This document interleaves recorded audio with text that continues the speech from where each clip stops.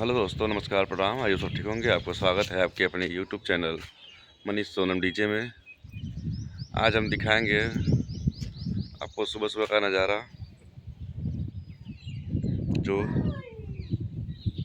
कि आज सुबह में इतना ठंडा मौसम है और हवा भी बहुत अच्छा चल रहा है। बरसात का मौसम तो नहीं चल रहा, लेकिन कल बरसात हुआ था हमारे गांव में, और बरसात के नाते मौसम भी ठंडा है, और मौसम ठंडा होने के नाते हम लोग छत पे रनिंग कर रहे हैं। और क्या कहते हैं, जैसे कि आप लोग जानते ही हैं कि बरसात का मौसम तो बा नहीं, फिर भी बरसात होत बा। और इस समय गेहूँ कटिया चलत बा, और जोने में हमार 3 बीघा गेहूँ भीज गईल बा।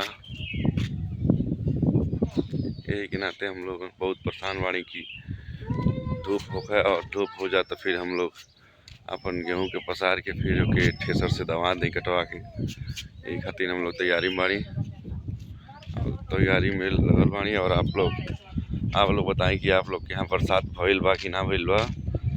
यह सब आपसे पूछत बानी, और कहले के मतलब ये बा कि आप लोग देख तो बाटी कि सवेरे के कैसन मौसम लगत बा। हल्का फुल्का बादल बा,